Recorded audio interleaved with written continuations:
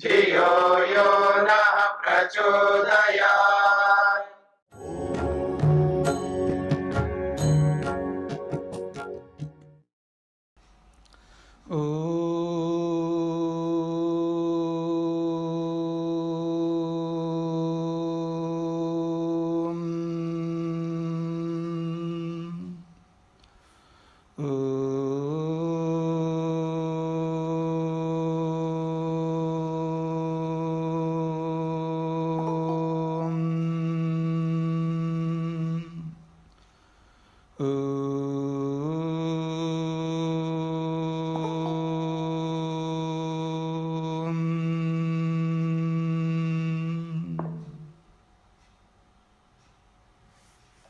छांदोग्य उपनिषद के अंतर्गत प्रथम प्रपाठक में द्वितीय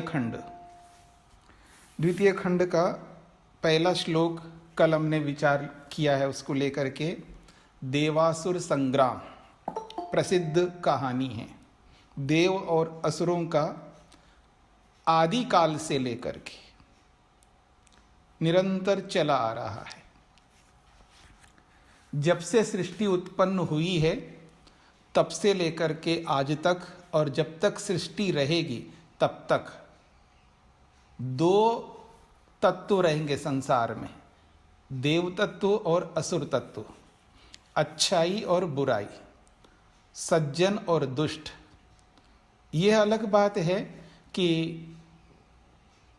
हमारा सामर्थ्य, जितना सामर्थ्य हमारा होता है, या मैं ये कहूँ हम अपनी योग्यताओं का यदि समुचित रूप में प्रयोग करेंगे तो देवों की संख्या अधिक रहेगी, असुरों की संख्या कम रहेगी।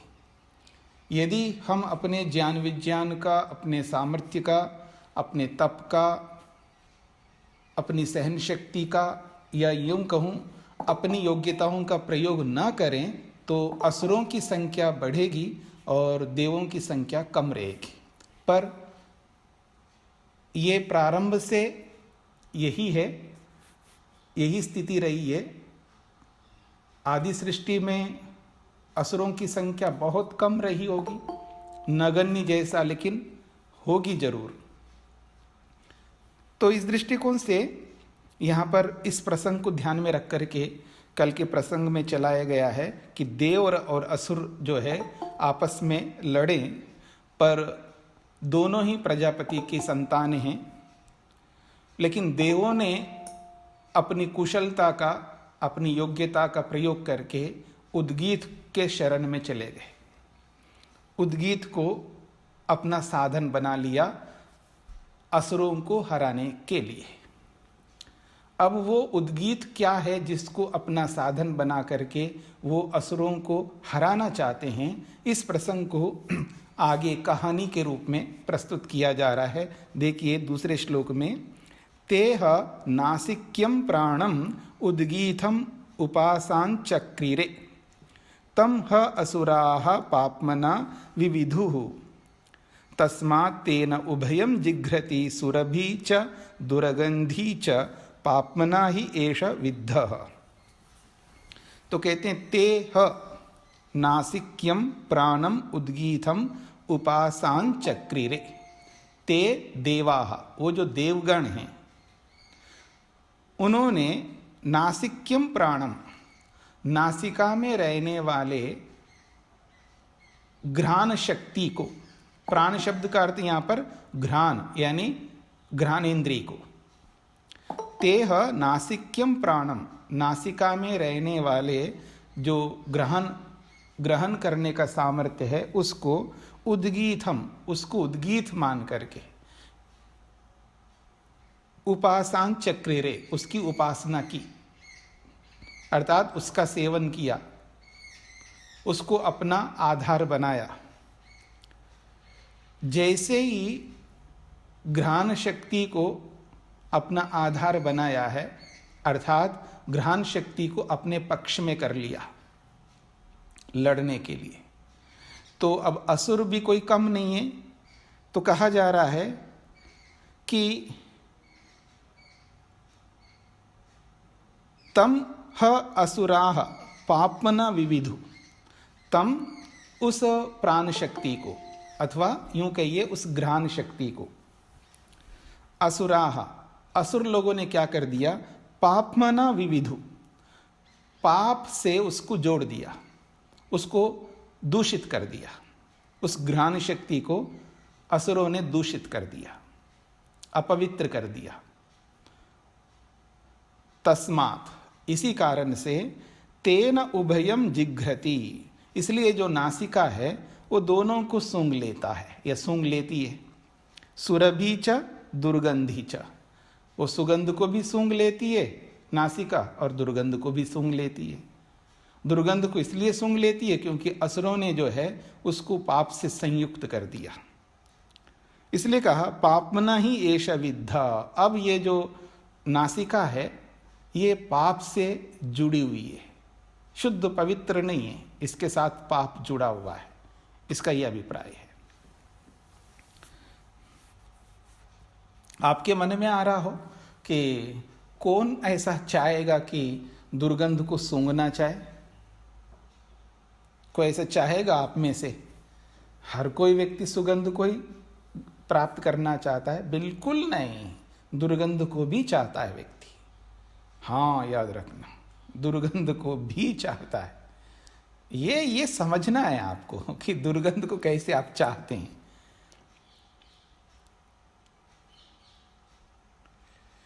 अब ये सुगंध और दुर्गंध जो है इसको आपको समझना है।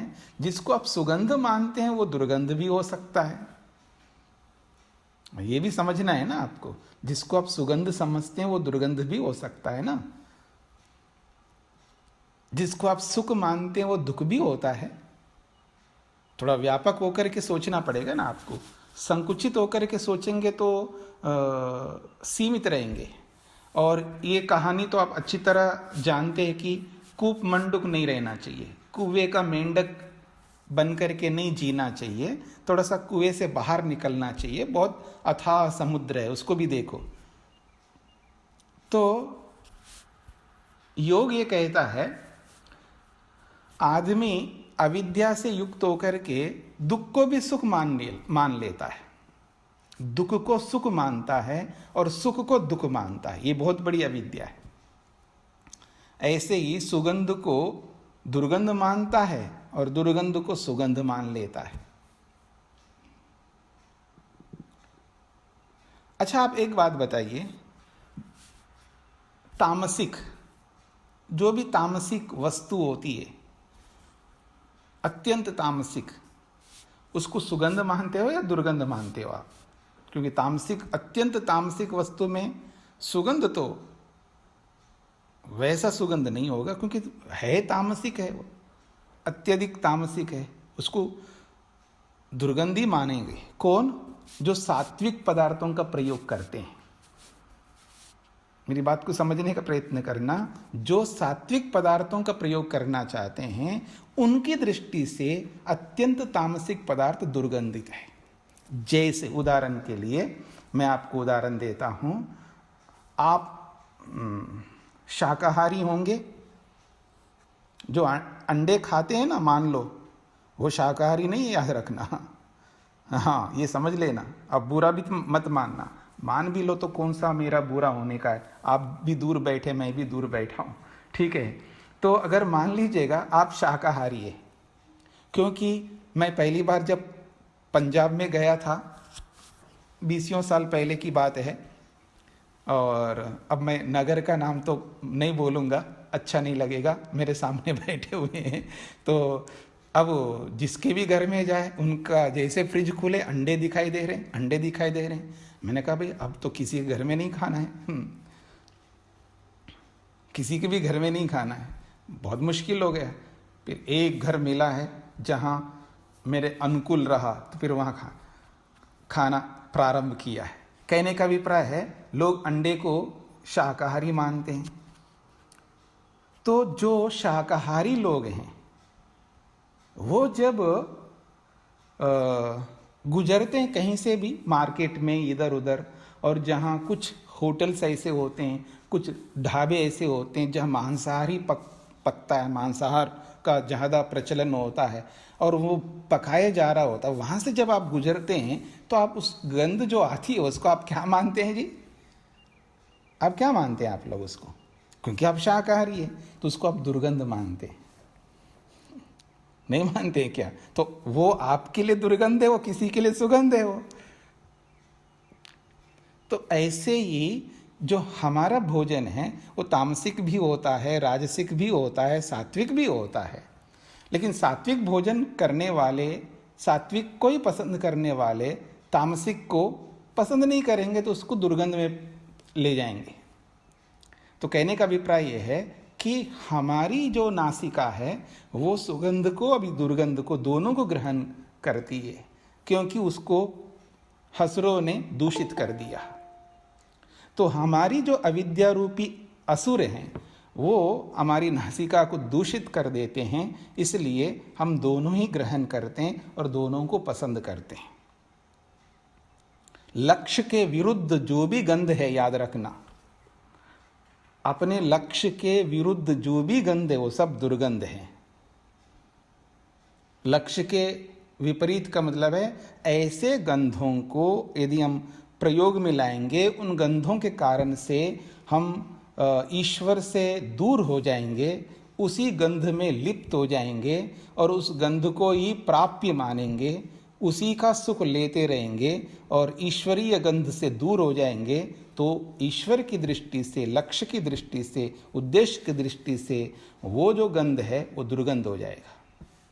इस तरह अगर आप मान करके चलेंगे आपको समझ में आ जाएगा। बाकी जो जिसको सभी लोग दुर्गंध मानते हैं वो तो दुर्गंध है ही है। मलमूत्र का जो गंध आती है तो वो सबके लिए दुर्गंध ही है, उसकी कोई चर्चा हम नहीं कर सकते। लेकिन जिसकी चर्चा हम कर सकते हैं उसको हम सबको समझना है, अपने लक्ष्य को ध्यान में रख करके। आगे बढ़ते हैं।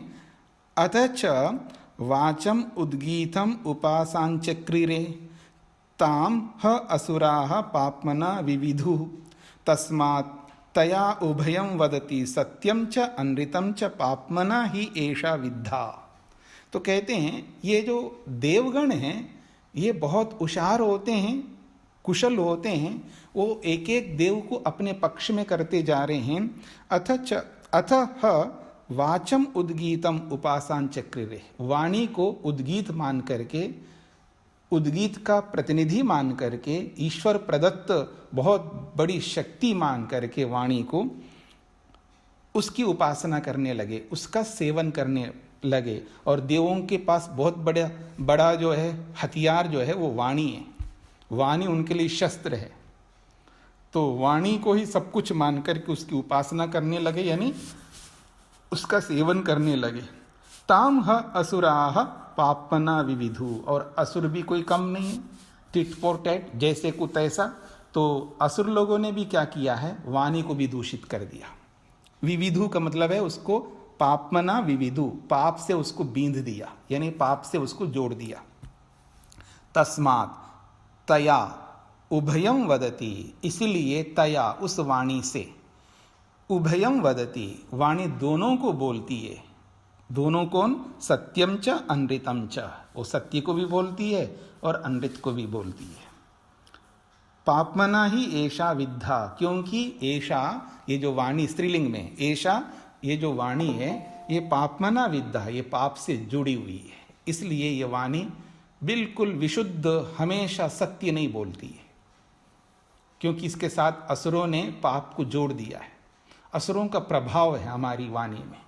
ये जो अविद्या रूपी असुर है ना, बैठे हुए हमारी वाणी के अंदर, उनकी कब्जा है हमारी वाणी के ऊपर। इसलिए माँ बोले, पिता बोले, पत्नी बोले, पति बोले, सास बोले या कोई भी बोल दे, मानता नहीं सामने वाला, असत्य को बोलना ही है उसको, तो इसलिए वो असत्य आचरण करता रहता है, यानी असत्य बोलने लगता है, पाप से जुड़ा हुआ व्यक्ति। आगे बढ़ते हैं। अतः चक्षुः उद्गीतम उपासांचक्रिरे तद ह असुराः पापना विविधु तस्मात् तेन उभयं पश्यति दर्शनीयं च अदर्शनीयं च पापना ही एतद् विद्धम। चक्षु जो है नपुंसक लिंग में है, तो कहा जा रहा है अतः चक्षु, ये जो चक्षु है, चक्षु इंद्री है, इसी को उद्गीत मान करके देव लोग जो है उसका सेवन करने लगे, उसकी उपासना करने लगे, अर्थात आंख का, नेत्र का प्रयोग करने लगे। और तद ह असुराः, निश्चित रूप से उस चक्षु को असुर लोगों ने पापना विविदु, पाप से बींध दिया, पाप से जोड़ दिया उसको।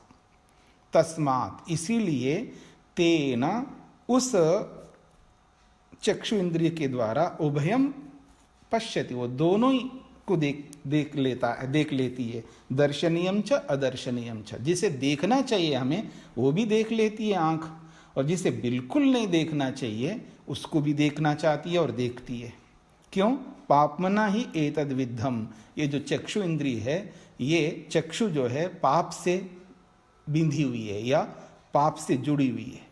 इसलिए जो हमारी आंखें जो है ना, बहुत अच्छी चीज को भी देख लेती है, और जिसको बिल्कुल नहीं देखना है उसको भी देखती है।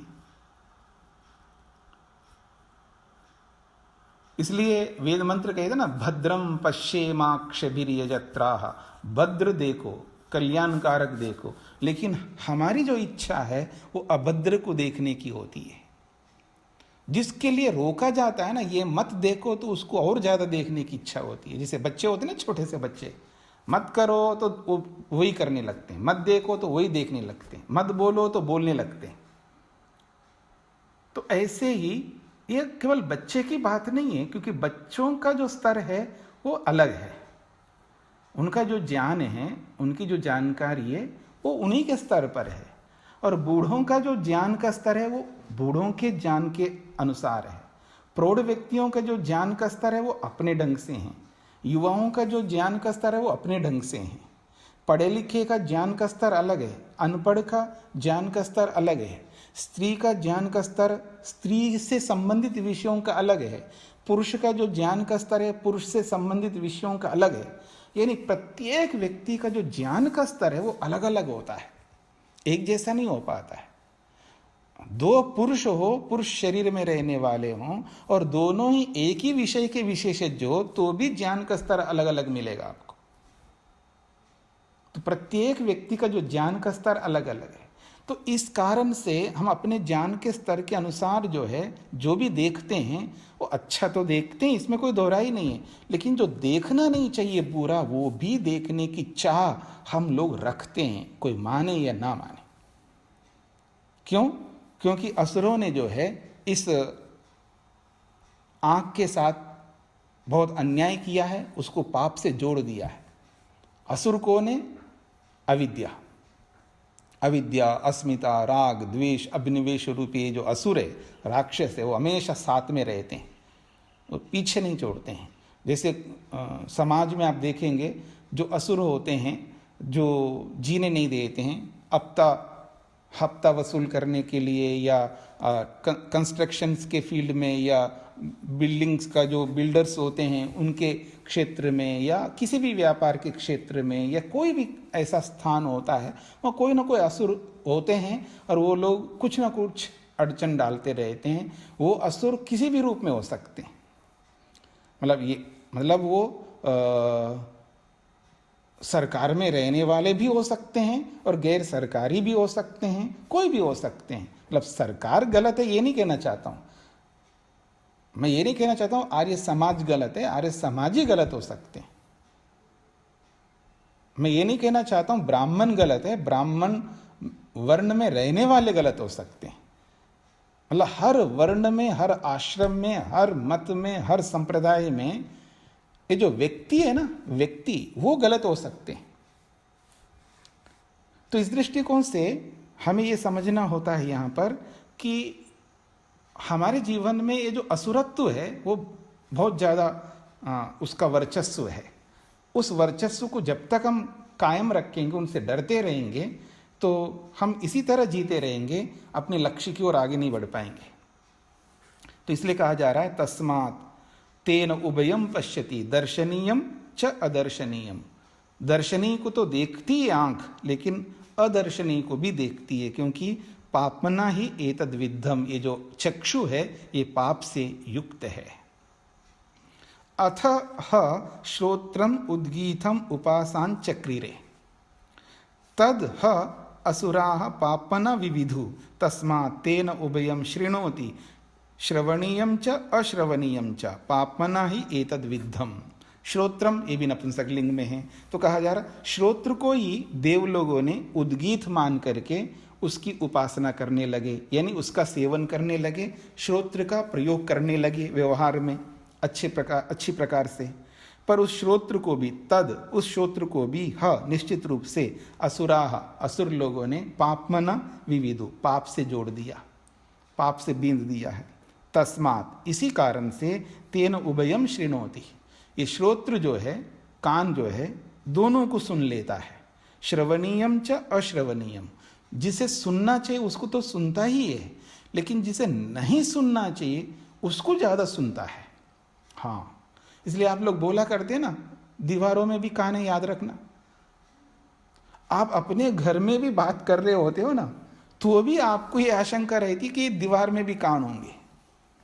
डरते बहुत हैं हम लोग, घर वालों से भी डरते हैं, घर पे रहने वाले सदस्य भी हो उनसे भी डरते हैं, घर में काम करने वाले जो भी कर्मचारी के रूप में होते हैं उनसे भी डरते हैं। तो दीवारों में कान है, हम बहुत डरते हैं। इसलिए डरते हैं क्योंकि अदर्शनीय, जिसको नहीं सुनना है उसको सुनने के लिए बहुत लोग खड़े हैं हमारे साथ में। जिसे सुनना है, भाई दो आदमी बात कर रहे हो, भाई आप कौन होते हैं उनकी बात को सुनने वाले? हम मोटी भाषा में कहूं तो क्यों खुजली हो रही है आपको कि उसको सुनूं मैं? ये मेरे बारे में तो नहीं बात कर रहे हैं। अगर मान लो वो दो आदमी बात करते हो, आपको देखे ना बीच बीच में, तो बिल्कुल आपको लगे तो मेरे बारे में बात कर रहे हैं, भले वो कुछ और ही बात कर रहे होंगे, जो भी कुछ बात कर रहे हैं। ये जो कुशंका, शंका जो है ना, संशय बहुत हानिकारक होता है व्यक्ति के लिए। तो इसलिए ये जो कान है, ये जो नहीं सुनना चाहिए उसको ज्यादा सुनने का प्रयास करता है व्यक्ति। और जब किसी की बुराई होती है ना, उस बुराई को जब सुनाया जाता है, बड़ा शौक से, बहुत शौक से सुनता है आदमी। और बीच में किसी कारण से रुकावट हो जाए ना, सुनाने वाले की ओर से या किसी की ओर से, फिर उसको दोबारा चालू करने के लिए, दोबारा उसको आगे बढ़ाने के लिए, हाँ जी कहाँ तक हुआ, यहाँ तक हुआ, नहीं थोड़ा और पीछे से ले लेना, थोड़ा सा और, ताकि और क्लियर हो जाए। यानी क्या आदमी के पास में वो है, ऐसा तो पता नहीं क्या मिलता है उसको ऐसे सुन करके। और ये जो सुनने की इच्छा है, ये सुनते हुए जिसकी भी बुराई हम सुन रहे होते हैं, हमें ये नहीं समझ में आ रहा है, उसको जितनी देर तक सुनेंगे उतना ही द्वेष बनता जाएगा उस व्यक्ति के प्रति। वो आपके कितने चहेते हों, कोई बात नहीं, वो माँ, पिता, भाई, बहन, पति, पत्नी, सास, ससुर, या बहू, या गुरु, या विद्यार्थी, या जो कोई भी है, ABCD, जिस किसी के बारे में जिसकी भी हम बुराई सुनने की इच्छा रखते हैं, सुनते हैं, तो ये निश्चित बात है उस व्यक्ति के प्रति, उस वस्तु के प्रति द्वेष उत्पन्न होना निश्चित है। उसको आप रोक नहीं सकते। ये तब रोक सकते हैं जब हमने अपनी अविद्या को, असुरों को हटा दिया हो अपने जीवन में से, अपने जीवन में से असुरों को हटा दिया हो, अथवा उन पर कब्जा करके उन पर हावी होकर के बैठ गए हों, उसको उभरने नहीं दे रहे हों। भले अविद्या है हमारे में, पर उसको उभरने नहीं देते, उस पर काबू करके उसको ऐसे बांध करके रख दिया है, उसको ऐसे दबा के रखा है कि वो उठ नहीं सकता, ऐसे दबा दिया, अथवा उसको सुला के रख दिया, तो तब हम छूट सकते हैं। यदि हमने ऐसा नहीं किया है तो यह निश्चित बात है, जब तक सुनते रहेंगे तब तक द्वेष ही द्वेष बनता जाएगा। आपको ऐसे एकदम समझ में नहीं आएगा, लेकिन अंदर ही अंदर वो द्वेष बनता जाएगा। वो द्वेष का स्तर अलग अलग हो सकता है, सुनने वालों का कैसा ज्ञान का स्तर है, उसके कर्म किस प्रकार के होते हैं, उसकी भक्ति किस प्रकार की होती है, उसके ज्ञान, कर्म और भक्ति के आधार पर वो उसके अंदर उसका द्वेष बनता जाएगा। तो इसलिए ये जो न सुनने योग्य जो है, जिसको सुनना नहीं चाहिए, इसलिए कभी कोई बुराई सुनाने का प्रयास करता है तो हम सबका कर्तव्य, भाई इस पर बात नहीं किया जाए, कोई बात नहीं, जो हो गया सो हो गया, उसके बारे में बात मत करो, कोई अच्छी बात करो। नहीं जी, जब तक नहीं आप नहीं सुनोगे, नहीं पता लगे आपको, तो समाधान कैसे होगा? वो समाधान हो जाएगा। योस्मान द्वेष्टि यम वयम द्विष्मस्तम वो जम्भे दद्मा, वो किस लिए बोलते हैं आप? तो इसलिए उस बुराई को सुने नहीं, ज्यादा लाभ मिलेगा। सुनेंगे, आप अपने आप को बहुत ज़्यादा समझदार मानते हैं और विवेकी अपने आप को मानते हैं, आपके अंदर संस्कार नहीं बनेंगे, आपके अंदर द्वेष नहीं बनेगा, ऐसा मानकर के आप सुनना चाहते हैं, सुन सकते हैं, लेकिन हानि तो जरूर होगी, क्योंकि मैं नहीं समझता आप पूर्ण विवेकी हैं और आपको समाधि लगती है, इसलिए आप उसको सुन करके आपके अंदर द्वेष 1% भी उत्पन्न नहीं होगा, ऐसा मैं नहीं समझ सकता। तो इस दृष्टिकोण से अगर आप ज़्यादा सावधानी रखते हैं तो कम हानि होगी, लेकिन हानि जरूर होगी। और बुद्धिमत्ता ये है कि वो कम हानि को भी हमें नहीं उठाना है, तो एक ही उसका उपाय है, सुनो ही मत, उसको रोक दो। नहीं भाई, इस बारे में नहीं सुनाना, और कोई बात सुनाओ अगर सुनाना है, या और कोई चर्चा करनी करो, या कोई और काम की बात हो तो वो करो, बाकी किसी की बुराई हमें सुनने की कोई आवश्यकता नहीं है, चाहे वो हमारे अपना ही निकट का भी क्यों ना हो। हाँ, क्योंकि अब सड़क पर चलने वाले की बुराई हम क्यों सुनेंगे? हम तो अपने ही लोगों के बारे में सुनेंगे, या अपने पहचान के लोगों के, अपने पड़ोसी के बारे में, जो भी हमारे से संबंधित, जो हमसे जुड़े हुए लोग हैं, उन्हीं की तो सुनना चाहेंगे हम लोग। कोई अनजान अननोन पर्सन के बारे में कोई बुराई करने लगे तो उसको तो आप इच्छा ही नहीं करोगे सुनने की, क्यों सुनना चाहेंगे? आप सुनना उसका चाहते हो जो आपके निकट का व्यक्ति हो, या थोड़ा आपके पहचान का हो, जो भी आपसे संबंधित हो, या जिसको आप जानते हो, किसी न किसी रूप में जानते हो, तो उसको आप सुनना चाहेंगे, उसको रोक देना चाहिए। मुख्य बात यह है। तो आगे बढ़ते हैं। अतः मन उद्गीतम उपासां चक्रीरे तद ह असुराः पाप्मना विविधु तस्मात्तेन उभयं संकल्पयते संकल्पनीयं च असंकल्पनीयं च पाप्मना एतद् विद्धम। मन शब्द भी नपुंसक है, तो इसलिए कहा जा रहा है ये जो मन है, इसी मन को उद्गीत मान करके, उद्गीत का ये प्रतिनिधि है, क्योंकि परमात्मा तक पहुंचाने का एक बहुत बड़ा साधन है ये मन।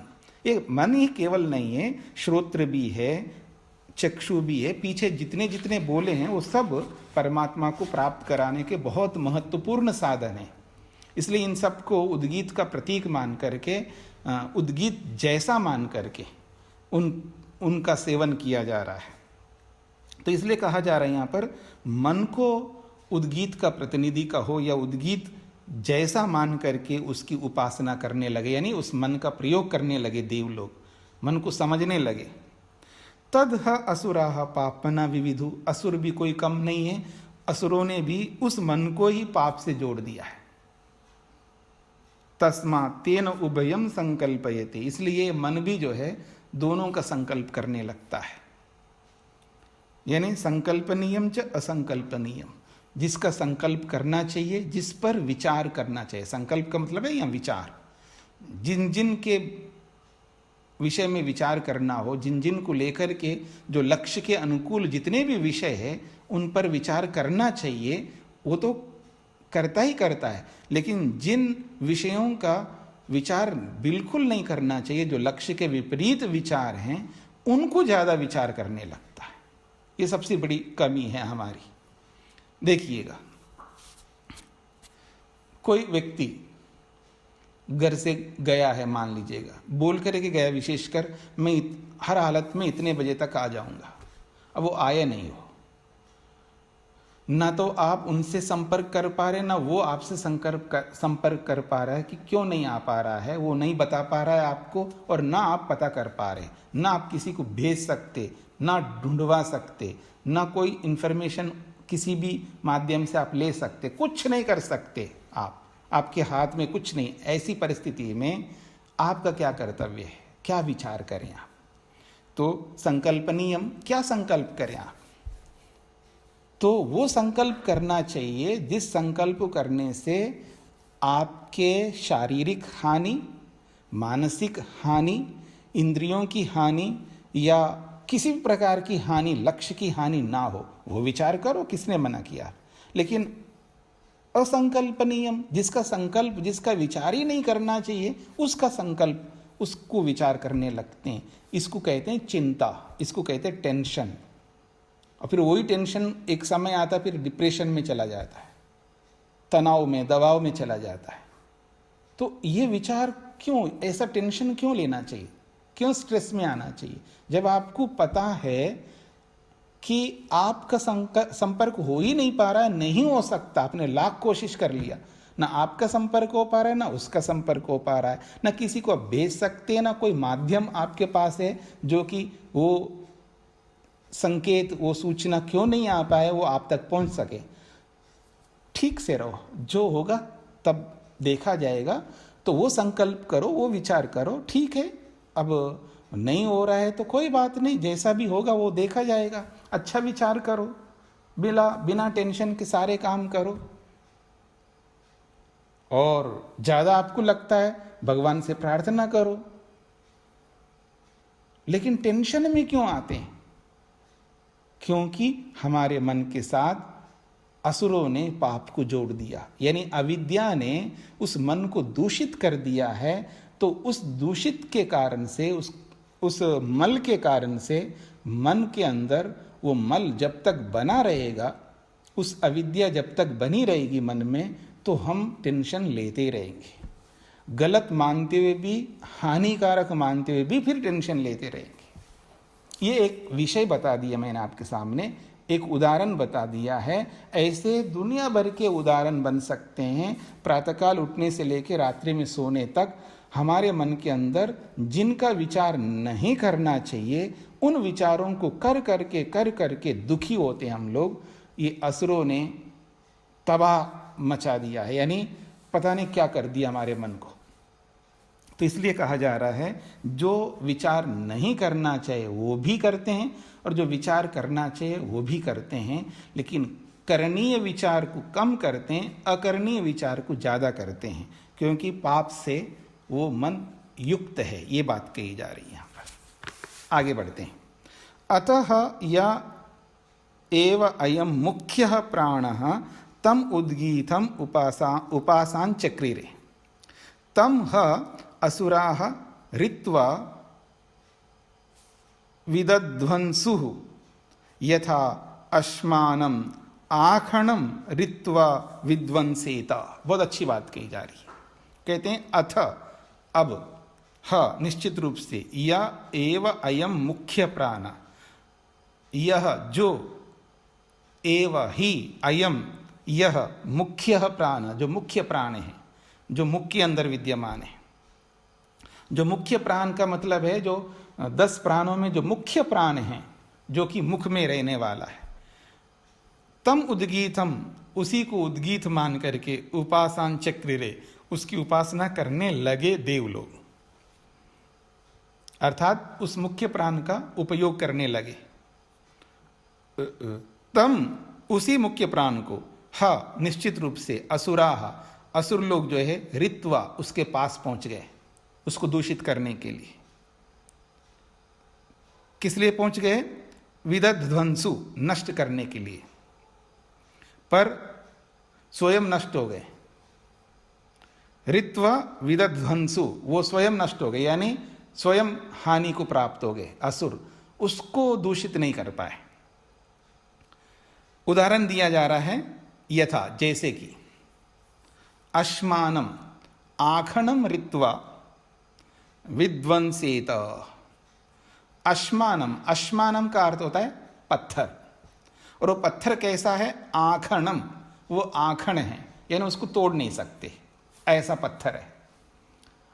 एक होता है अखण, अखन कहते हैं जो पावड़ा है या कुछ जैसे धरती को खोदने वाली जो भी चीजें होती हैं, एक तो पावड़ा है और भी छोटे मोटे साधन होते हैं जो धरती को खोदते हैं। तो धरती को खोदने वाले जितने भी उसको कहते हैं अखन। और फिर अखन में दूसरा प्रत्यय लगा, आखन बन गया। आखन का मतलब है न खोदने योग्य, न फाड़ने योग्य। एक तो खोदने वाली चीज, और जिससे खोद नहीं सकते हैं वो ना खोदने योग्य बन जाता है। तो इसलिए आखनम जो है अश्मानम का विशेषण है। ऐसा पत्थर जिसको तोड़ा नहीं जा सकता, जिसको खोदा नहीं जा सकता, ऐसे पत्थर को ऋत्वा प्राप्त होकर के विध्वंसेता, जैसे नष्ट होता है मिट्टी का ढेला। मिट्टी का ढेला यहाँ उसके लिए कोई शब्द नहीं यहाँ पर, तो कहा आश्मानम आखनम ऋत्वा। ऋत्वा का मतलब है उसको प्राप्त होकर के। वो कौन है प्राप्त होने वाला ये नहीं बोला है, तो मिट्टी का ढेला कहिएगा, और कोई ऐसी वस्तु लाइए जो कि पत्थर के साथ टकरा करके स्वयं नष्ट होने वाली चीज हो। कोई भी वस्तु, आप मिट्टी का ढेला ले सकते हो, कांच का कोई पात्र ले सकते हो, कांच का गोला ले सकते हो, ये जो भी जो उस पत्थर के साथ टकरा करके स्वयं नष्ट होने वाली कोई भी वस्तु ले सकते हो। तो कहा जा रहा है जैसे न टूटने वाले पत्थर को ऋत्वा प्राप्त हो करके जो वस्तु विध्वंसेता वो स्वयं नष्ट हो जाती है, वैसे ही ये जो असुर है ये उस मुख्य प्राण को प्राप्त होकर के स्वयं नष्ट हो गए, यानी उसको दूषित नहीं कर पाए। ये बात आपको समझना है कि ये जो मुख्य प्राण है, 10 प्राणों में ये जो मुख्य प्राण जिसको कहते हैं, जिसके कारण से सारे प्राण काम कर रहे हैं, अगर उस मुख्य प्राण को दूषित कर दें आपका मतलब अविद्या है, तो क्या हालत हो गई जी हमारे शरीर की। बहुत मुश्किल हो जाएगा, जीना आराम हो जाएगा। अगर प्राण ही खराब हो जाए ना, हमारा जो भी प्राण है वो ही खराब हो जाए तो शरीर कैसे काम कर पाएगा। शरीर अगर आज काम कर रहा है, शरीर जीवित है, तो पूरे ढांचा जो शरीर का है, जितने भी तत्व है, अवयव है, या मैं बोलूं एक एक सेल पूरे शरीर का, एक एक कोशिका प्राण तत्व को पा करके, बहुत अच्छी एनर्जी को प्राप्त करके, जीवनीय तत्व को प्राप्त करके जीवित रहता है शरीर। उसी प्राण तत्व को अगर दूषित कर दिए तो पूरे शरीर को दूषित कर देगा, और पूरा शरीर दूषित हो जाएगा तो कुछ नहीं कर पाएगा शरीर। वैसे ही नाना प्रकार के रोगों से ग्रस्त होकर के हम आगे बढ़ नहीं पा रहे, और प्राणी दूषित हो जाएगा तो हम सांस कैसे लेंगे, और अपान और उदान और ये व्यान ये कैसे काम कर पाएंगे, शरीर के एक एक सेल को कैसे पहुंचा देंगे, जो भी तत्व पहुंचाना है वहां पर, तो बहुत मुश्किल हो जाए, पूरा ढांचा ही बिगड़ जाएगा, सिस्टम ही अस्त व्यस्त हो जाएगा। इसलिए मुख्य प्राण को ये असुर आकर के दूषित नहीं कर पाए, ये इसका अभिप्राय है। जैसे टूटने वाली वस्तु, स्वयं नष्ट होने वाली वस्तु, थोड़ा सा ही टच करने से, थोड़ा सा उसके साथ कुछ ऐसा आघात होने से स्वयं नष्ट होने वाली वस्तु पत्थर से टकरा करके जैसे नष्ट हो जाती है, ठीक इसी प्रकार से ये जो प्राण है, मुख्य प्राण, ये पत्थर के समान बहुत दृढ़ है, न डिगने वाला है, न नष्ट होने वाला है, अथवा उसको कोई दूषित नहीं कर सकता है। उसको टकरा करके स्वयं नष्ट हो जाएंगे, लेकिन उसको नष्ट नहीं कर सकते या उसको दूषित नहीं कर सकते, ये यहाँ पर बताया जा रहा है। तो शायद आपको स्पष्ट हो गया होगा। तो जैसे एक पत्थर से टकरा करके टूटने वाली वस्तु स्वयं टूट जाती है, नष्ट हो जाती है, ठीक इसी प्रकार से इस मुख्य प्राण के साथ ये जुड़ करके उसको दूषित करने के लिए असुर आकर के, पर वो दूषित नहीं कर पाए। सभी इंद्रियों को दूषित कर दिया इन असुरों ने, लेकिन प्राण को दूषित नहीं कर पाए, ये इसका अभिप्राय है। ये आपको समझ में आ गया? क्योंकि जब हम, ये अलग बात है बाहर का एयर आपने दूषित कर दिया तो गंदी वायु हमारे अंदर जा रही है, वो एक अलग बात है।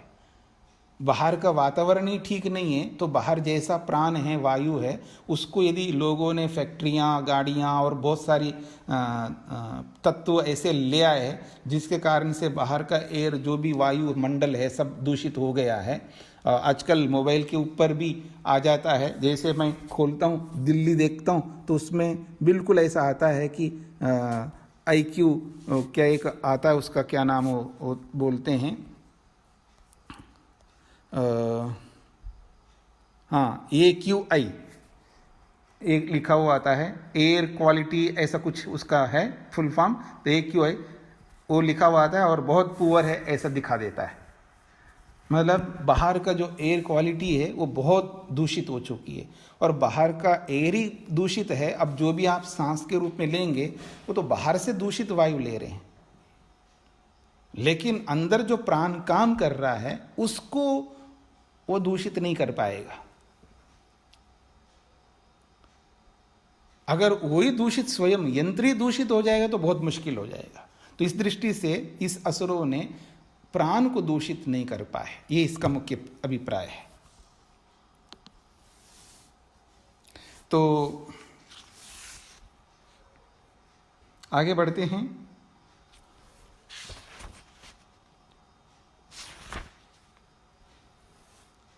इसी बात को थोड़ा सा और समझाया जा रहा है। एवं यथा अश्मानम आखनम ऋत्वा विध्वंसते एवं ह एव स विध्वंसते यह एवं विधि पापम कामयते यह च एनम अभिदासति सह एषः अश्माखणः।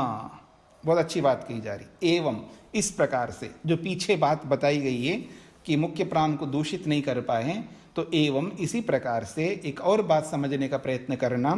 यथा जैसे कि अश्मानम आखणम ऋत्वा विध्वंसते, जैसे न टूटने न ध्वंसित होने इस पत्थर को पाकर के, ऋत्वा प्राकर के, जो भी मिट्टी का ढेला हो या और कोई ऐसी वस्तु हो जो स्वयं नष्ट होने वाली, वो इस न टूटने वाले पत्थर को ऋत्वा पा करके विध्वंसते स्वयं नष्ट हो जाता है। एवं इसी प्रकार से ह निश्चित रूप से एव ही स विध्वंसते, वो भी व्यक्ति मनुष्य के लिए बोला जा रहा है। जैसे कोई टूटने वाली वस्तु पत्थर से टकरा करके स्वयं नष्ट हो जाती है, ठीक उसी प्रकार से दुनिया में जो कोई भी व्यक्ति सह सा का मतलब वो जो कोई भी व्यक्ति वो स्वयं विध्वंसते, वो भी स्वयं नष्ट होता है। यह एवं विधि पापम कामयते, जो इस प्रकार की पाप की कामना करता है। एवं विधि का मतलब है ऐसे जानने वाले व्यक्ति की। कैसे जानने वाले व्यक्ति की? एवं विधि सप्तमी विभक्ति में विद, एवं विद, विद का मतलब है जानने वाला, और विद को सप्तमी विभक्ति में विधि बनता है। तो एवं विधि का मतलब है ऐसे जानने वाले व्यक्ति के विषय में। कैसे जानने वाले व्यक्ति के विषय में? जो देवत्व को समझने वाला है, उद्गीत को समझने वाला है, ऋक् को समझने वाला है, साम को समझने वाला है, प्राण को समझने वाला है। जो पीछे का जो भी प्रसंग बताया ना प्रथम खंड में, उन सब बातों को जो समझने वाला है। एवं वित्त, वित्त का मतलब है जानने वाला। एवं विद या एवं वित्त, ऐसा जो जानने वाला है। कैसा जानने वाला? जो ऋक् को, साम को, उद्गीत को, जो पीछे प्रसंग में प्रथम खंड में जो जो बातें कही है, उन सब बातों को जो जानने वाला है, उस व्यक्ति के विषय में सह, वो जो कोई भी व्यक्ति, पापम कामयते, उसके पाप के लिए या उसको पाप से युक्त करने के लिए जो कामना करता है।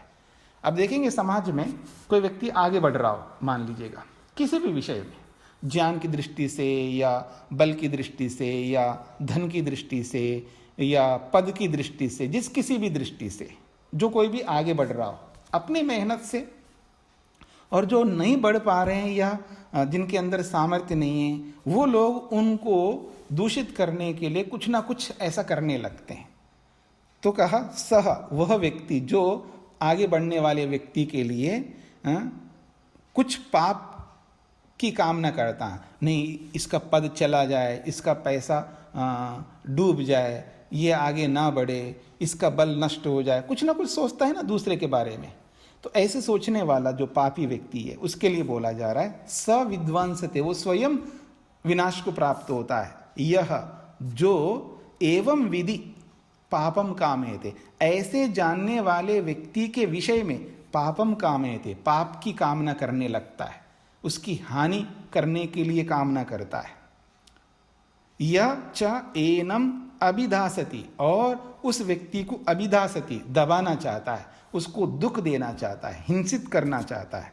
स एषः अश्माखणः, वह ये जो एवं विद है, ये जो परमात्मा को जानने वाला है, वो अश्माखना है, वो मानो न टूटने वाला पत्थर के समान है, उस पर कोई प्रभाव नहीं पड़ेगा। क्यों? वो ईश्वर के साथ जुड़ा हुआ है, वो ईश्वर में स्थित है। उसका नाम दिया है, ईश्वर भक्त का एक नाम दिया है, ईश्वर प्रणिधान करने वाले का एक नाम दिया है यहाँ पर, अश्माखणः। वो मानो न टूटने वाले पत्थर के समान है। जैसे मैं एक उदाहरण दिया करता हूँ ना, जैसे माँ के गोद में छोटा सा बच्चा होता है ना, 1 साल का 6 महीने का बच्चा, और माँ के गोद में बैठ कर के फिर नहीं डरता वो किसी से। ठीक इसी प्रकार जब ईश्वर के साथ जुड़ा हुआ रहता है व्यक्ति, क्योंकि वो ईश्वर भक्त है, उसको बहुत बड़ी शक्ति मिलती है, उसके सामने कोई भी आ जाए, कैसे भी आ जाए, कितने भी आ जाए, वो नहीं डरता। इसलिए महर्षि स्वामी दयानंद सरस्वती जी लिखते हैं कि उसके सामने पहाड़ भी, हिमालय भी सामने आ जाए ना, उसको एक राई के समान दिखाई देता। राई का मतलब जो आप सब्जी दाल बनाते समय छोंक लगाते हैं तो उसमें डालते हैं ना, वो छोटे छोटे सरसों के बीज होते हैं, राई जिसको बोलते हैं, वो बहुत छोटा सा होता है, बहुत सूक्ष्म होता है। और पहाड़ कितना बड़ा होता है, हिमालय कितना बड़ा है। और आपने सुना है ना, अभी आजकल 1 मीटर बढ़ गया था हिमालय, सुना है आपने समाचार में? हिमालय की जो ऊंचाई है ना, वो 1 मीटर और बढ़ गया। कहने का अभिप्राय यह है कि हिमालय जैसा भी पहाड़ सामने, यानी इतना बड़ा कष्ट या दुख या इतनी बड़ी समस्या भी सामने आ जाए, हिमालय के समान बड़ी समस्या हो, वो राई के समान मान करके उसको अवॉइड करेगा, वो बाधित नहीं होगा, दुखी नहीं होगा, उसका सामना करेगा। स्ट्रगल करने वाला है वो, उसके साथ लड़ेगा, उसको हराएगा। क्यों? वो ईश्वर निष्ठ है। तो यही कहना चाह रहे हैं, यह एवं विधि पापम कामयते, ऐसे मानने वाले ईश्वर भक्त के विषय में जो कोई भी व्यक्ति पापम कामयते, पाप की कामना करने लगता है। फिर कहा यह च एनम अभिधासति, यह जो कोई भी व्यक्ति एनम इस ईश्वर भक्त को अभिधासति दबाना चाहता है या उसको दुख देना चाहता है, तो वो दुखी नहीं होगा। स एषः अश्माखना, वो ये जो है ये ना टूटने वाला, ना डिगने वाला पत्थर के समान है। वो जिसको आप बोलते हैं ना ढीठ है, मतलब दुख के सामने इतना ढीठ बन जाता है, उसको वो दुख दुखी नहीं कर सकता। जैसे कोई ढीठ आदमी होता है ना, उसको कितना ही आप बोलो, उसके ऊपर कोई प्रभाव नहीं पड़ता। तो ठीक इसी प्रकार से दुख के सामने वो ढीठ बन करके रहता है। अब वो दुख कभी भी उसको दुखी नहीं कर सकता। उसको कहा यहां पर अश्माकणः, ये योगाभ्यासी का, योगी का एक विशेषण है, अश्माकणः। बहुत अच्छी बात कही है। कहते हैं न एव एतेन सुरभि न दुर्गंधी विजानाति अपहत पाप्मा हि एषा तेन यद अश्नाति यद पिबति तेन इतरान प्राणान अवति एतम उ एव अंततः अवित्ति अवति अवति है, अवित्ति है, अवित्वा है ये। एतम उ एव अंततः अवित्वा उत्क्रामति व्याददाति एव अंततः इति। अच्छी बात कही है। कह रहे हैं न एव एतेन, न एव का मतलब बिल्कुल नहीं, निश्चित रूप से नहीं है। एतेन इसी कारण से, जो पीछे जो बातें कही है मुख्य प्राण के लिए, न एव इसी कारण से, एतेन इन पीछे बताए हुए उन समस्त कारणों से वो जो मुख्य प्राण है, सुरभि न दुर्गंधि विजानाति, न वो सुगंध को न दुर्गंध को जानती है, ये जानता है। अपहत पापमा, वो पाप से युक्त नहीं हो सकता। और ही एषा तेन यद अश्नाति, इसीलिए जो कुछ भी वो खाता है या पीता है, यद अश्नाति यद पिबति, यानी मुख्य प्राण से, मुख्य माध्यम से जो भी हमारे द्वारा खाया जाता है, पिया जाता है, वो दूषित नहीं होता है। अर्थात वो मुख्य प्राण उसको दूषित नहीं करता। अगर हम दूषित पदार्थ खाएं वो अलग बात है, लेकिन मुख्य प्राण को तो उसने दूषित नहीं किया असुरों ने, इसलिए वो सही ढंग से रहेगा मुख्य प्राण। अब वो मुख्य प्राण जो भी खाएगा या जो भी पिएगा वो दूषित भी नहीं होगा। इसलिए कह रहे हैं अपहत पापमा, वो मुख्य प्राण जो है पाप रहित है। अपहत पापमा ही एषा, एषः ये जो मुख्य प्राण है वो अपहत पापमा, पाप रहित है। तेना, इसी कारण से, यद अश्नाति, जो भी खाता है, यद पिबति, जो भी पीता है, तेना इतरान प्राणान अवति, वो खा करके पी करके वो स्वयं ठीक रहते हुए इतरान प्राणान, बाकी प्राणों को भी अवति, उनकी भी रक्षा करता है वो। क्योंकि मुख्य प्राण का ये कर्तव्य है, वो स्वयं जो भी खाता है पीता है उनको ग्रहण करता है। खाना पीने का मतलब है मुख्य प्राण जो भी ग्रहण करता है, खाद्य पदार्थ के रूप में, पेय पदार्थ के रूप में, वो स्वयं उनसे सुरक्षित रहता हुआ इतरान प्राणान, बाकी जो 9 प्राण हैं उनको भी अवति, सुरक्षित करता है। एतम उ एव अंततः, एतम उ, इसी मुख्य प्राण को, एव अंततः, अंतिम समय में, अवित्वा, अवित्वा का मतलब है उसको जान करके, उसको पा करके, यूं कह सकते आप, उस प्राण शक्ति को पा करके, उत्क्रामति, व्यददाति एव अंततः, उसको जान लिया, समझ लिया है और अंतिम समय आ जाएगा व्यक्ति का, यानी मृत्यु का समय आ जाएगा, या उसका समय पूरा हो जाता है उस मुख्य प्राण का, वो थोड़ा कमजोर होने लगता है खाने में, पीने में, काम करने में। वो प्राण में कोई कमी नहीं होती है, लेकिन शरीर की स्थिति ऐसी बन जाती है कि शरीर जीर्ण हो गया है, रोग के कारण से हो या अवस्था के कारण से हो, दोनों प्रकार से शरीर जीर्ण होता है। रोगों से भी जीर्ण हो जाता है, अथवा अवस्था इतनी आ गई है, यानी पूरी उम्र को जी लिया व्यक्ति ने, तो अवस्था आ गई अभी जाने की, तो जाने की अवस्था आते ही या रोग के कारण से ऐसी अवस्था आ जाए तो ये जो प्राण हैं ठीक रहते हुए भी काम करने नहीं लग, काम ढंग से नहीं कर पाती है। तो उस स्थिति में समझ लो उनका सामर्थ्य कम सा हो गया है, उसको कहते हैं अवित्वा, यानी उसकी स्थिति ऐसी बन गई है कि वो काम करने में सक्षम नहीं रही है। तब उत्क्रामति, तब जो है वो प्राण शरीर से निकल जाता है।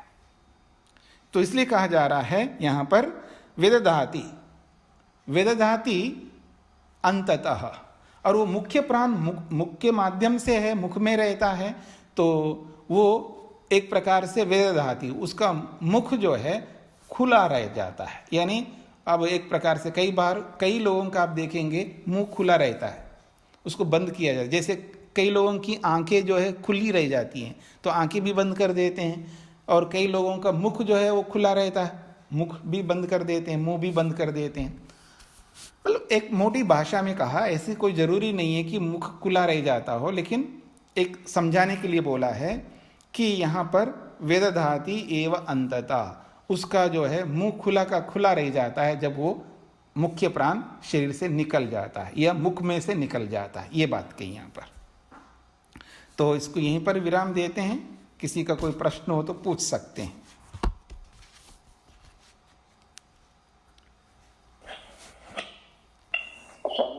जी नमस्ते जी, नमस्ते जी। मेरा प्रश्न है कि ये जो असुर है, अविद्या है, वो मन में रहती है, चित्त में रहती है कि जीवात्मा में रहती है, हमेशा क्यों कहाँ रहती है? हाँ जी, हाँ जी जी, ये अनेक बार ये प्रसंग आ चुका है। म्यूट करिएगा।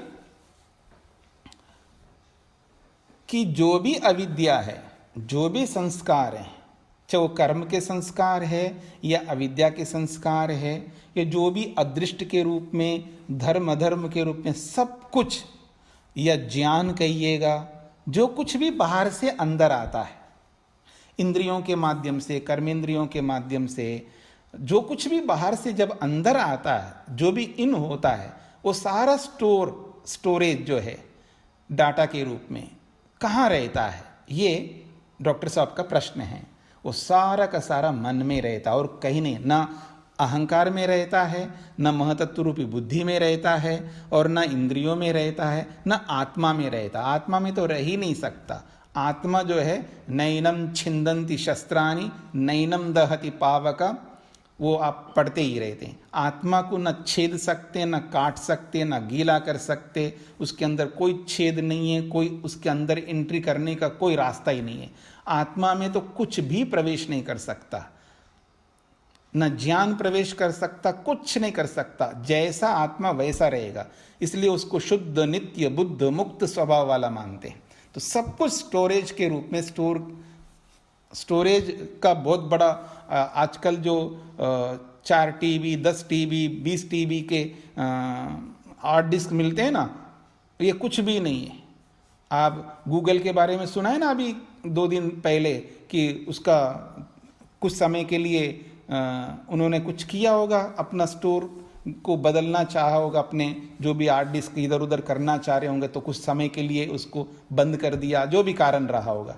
ये जो मन है वो गूगल में जितना स्टोरेज होगा ना, उससे भी पता नहीं कितना गुना अधिक स्टोरेज इसमें रख सकते हैं। हमारा मन बहुत शातिर मन है, इसके अंदर स्पेस ही स्पेस है, अथाह स्पेस है। तो सब कुछ मन में रहता है, इसका उत्तर ये है जी। हाँ जी, और कोई प्रश्न किसी का? कैसे हटाएं, कैसे स्वामी जी इसको कैसे हटाएं कि? कैसे हटाएं जी? ये उपनिषद से हटाना है, और किससे हटाएंगे? मतलब ईश्वर के समीप जाना है, हाँ, ईश्वर के समीप बैठना है और ईश्वर को साक्षी बनाना है। म्यूट करिए। ईश्वर को साक्षी बनाना है और विवेक पैदा करना है, स्वाध्याय करना है, और इस ज्ञान से ही इनको हटा सकते हैं। इनको हटाने का एकमात्र उपाय है तत्व ज्ञान, विवेक, वैराग्य। वैराग्य ही इसको हटाने वाला है, और उस वैराग्य के साथ साथ अभ्यास को भी जोड़ना पड़ेगा। तो विवेक और वैराग्य और अभ्यास, ये 2 चीज ऐसी हैं, इनके माध्यम से सारे असुरों को हटा सकते हैं हम लोग। हाँ जी, और कोई प्रश्न किसी का? मैं पूछ सकती हूँ स्वामी जी? हाँ, आपके लिए कोई प्रतिबंध तो नहीं है, पूछिएगा। हाँ जी, बोलिए। स्वामी जी नमस्ते, मैं रचना बोल रही हूँ। जी जी। स्वामी जी, अभी आपने बताया कि आत्मा शुद्ध, बुद्ध और मुक्त है ना जी। तो हम लेकिन आज ही मेरी किसी से थोड़ी डिस्कशन हो रही थी, तो वो कहते हैं जी मुक्त तो नहीं है, मुक्ति के लिए तो वो प्रयास करती है, स्वाभाविक गुण तो नहीं है मुक्ति उसका। ऐसे कुछ डिस्कशन सी हुई थी, तो इसको थोड़ा सा क्लियर कर दें प्लीज। जी, अब आप म्यूट करिए। हाँ, एक तो जहां आप बैठते होंगे, आप ऐसे सुरक्षित जगह बैठिए जो दूसरे लोग आपको डिस्टर्ब नहीं करेंगे, क्योंकि आपके आसपास बहुत आवाज आती है। तो आपका प्रश्न है कि जीवात्मा मुक्त तो नहीं हो सकता। मुक्त का मतलब ये समझ लिए, वो स्वतः दुखों से मुक्त है, उसके अंदर कोई दुख है ही नहीं है। आत्मा के अंदर दुख नहीं होता है, वो दुख से मुक्त है। लेकिन जैसे ही शरीर के साथ जुड़ जाता है, अविद्या उसके साथ जुड़ जाती है, तो फिर वो अविद्या आत्मा को दुखी करती रहती है। तो उस अविद्या से छुटकारा पाना है हमें। जीवात्मा के अंदर कोई दुख नहीं है, जीवात्मा को कोई दुखी नहीं करने वाला कोई उसके अंदर कोई ऐसा गुण नहीं है जिससे वो झगड़ा हो और बंधन में ग्रस्त हो। अपने आप में वो मुक्त है, अपने आप में शुद्ध है, पवित्र है और मुक्त भी है, यानी दुखों से रहित है। जीवात्मा का जो स्वरूप है वो दुखों से रहित स्वरूप है, इसलिए उसको मुक्त कहा है। और जब वो जीवात्मा कर्म करने के लिए जब शरीर के साथ जुड़ जाता है, तो अविद्या भी जुड़ जाती है कर्मों के कारण से। तो फिर उस अविद्या से युक्त होकर के दुखी होती रहती है, ये दुखी होता रहता है। उससे हमको मुक्त होना होता है। जो बाहर से जुड़ी हुई अविद्या से मुक्त होना होता है, शरीर से मुक्त होना होता है। जी, और किसी का कोई प्रश्न? धन्यवाद जी। मैं शेखर बोल रहा हूँ जी प्रणाम जी। कुछ का कहना है स्वामी जी कि जो अपना अभी बताया ये संस्कार हमारे बुद्धि, और जो कि चित्त को भी बुद्धि का अंग बोलते हैं। चित्त हमारा बुद्धि सबसे नजदीक है आत्मा का जी। तो और सत्व से भी सबसे ज्यादा सत्व है, उसमें सत्व गुण है जी। ऐसा उनका कहना है कि वो मतलब ये चित्त जहाँ ये सारे संस्कार आते हैं और स्टोरेज मेमोरी भी वहीं पे है, तो उसके इतने नजदीक और सत्व जाना के कारण उसको बुद्धि से जोड़ते हैं। और जब चित्त में मतलब बुद्धि इनएक्टिव हो जाती है, जैसे पार्किंग कार चल तो रही है, पार्किंग नहीं करती है, और एक कार पूरी तरह से चल रही है तो बुद्धि काम कर रही है। और जब कार पार्किंग में आ जाए, कार को पार्क कर देते हैं, तो वो ऐसी सिचुएशन चित्त की हो जाती है, मतलब वो ज्यादा एक्टिव नहीं होता। और जो चित्त को हम शांत करना चाहते हैं तो ऐसी सिचुएशन में लाना चाहते हैं। तो मैं ये पूछना चाहता हूँ, इस आर्गुमेंट को हम कैसे नकार सकते हैं, और ऐसा कौन सा प्रमाण है अपने शास्त्रों में कि मन के अंदर ये संस्कार और हमारी मतलब हमारी ये मेमोरी सब मन के अंदर है, चित्त हम बुद्धि के साथ, चित्त बुद्धि का पार्ट नहीं, चित्त का मतलब दूसरा, बुद्धि का दूसरा नाम चित्त नहीं है एक कंडीशंस में। तो ये भी कई जगह आ रहा है, इसकी अभी तक मैं भी देख रहा हूँ स्वामी जी इन सबको जी। और अभी तक क्लैरिटी नहीं है, और आप इस पे कुछ बताएं तो अच्छा लगेगा स्वामी जी। आपने बहुत सारी बातें कही है। आपका एक वाक्य में बोला जाए कि आप जो पूछना चाहते हैं वो बुद्धि शब्द से क्या आप महतत्व रूपी बुद्धि को ले रहे हैं या मन को ही बुद्धि नाम से बोल रहे हैं? नहीं, महातत्व रूपी हाँ, हाँ, महातत्व रूपी बुद्धि उसका काम निर्णय करने का है। और रही बात आपका एक ही उत्तर एक वाक्य में है, इसके लिए बहुत सारे प्रमाण हैं और सबसे सरल प्रमाण आपको दे देता हूँ। योग दर्शन में पहले पाद में जो ईश्वर का स्वरूप बताया गया है, क्लेश कर्म विपाकाशय अपरामृष्ट पुरुष विशेष ईश्वरा, इस सूत्र को आप खोलिएगा और उसमें वेद व्यास का भाष्य देखिएगा, वहाँ स्पष्ट लिखा हुआ है। एक बता रहा हूँ प्रमाण, ऐसे बहुत प्रमाण हैं योग दर्शन में, लेकिन वो एक प्रमाण आप देखिए, उसमें बताया गया है कि सब कुछ मन में रहते हैं। न्याय दर्शन भी बताता है और बहुत सारे दर्शन बताते हैं, बहुत सारे प्रमाण हैं, सब कुछ मन में रहता है। वो मन को बहुत सारे नामों से बोला जाता है, योग में कई नाम है मन को चित्त भी बोला जाता है, मन को बुद्धि भी बोला जाता है।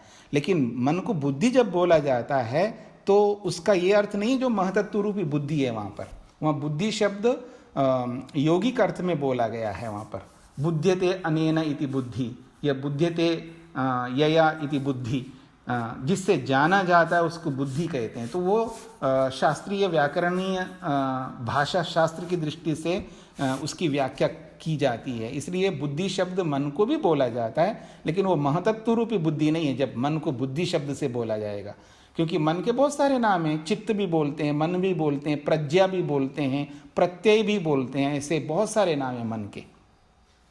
तो सब कुछ मन में रहता है, इसके एक नहीं अनेक प्रमाण मिलेंगे आपको शास्त्रों में।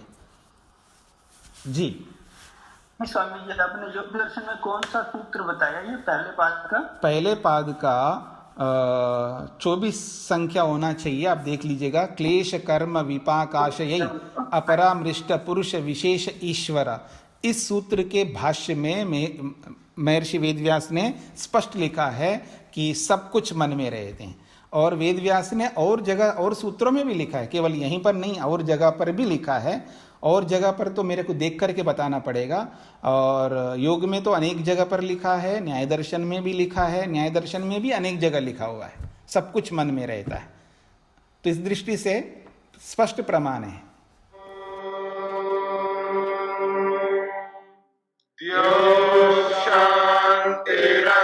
शांतिरंतरिक्षं शांति पृथिवी शांतिरापः शांतिरोषधयः शांतिः वनस्पतयः शांतिर्विश्वे देवाः शांतिर्ब्रह्म शांति सर्वं शांति शांतिरेव शांति क्षमा शांति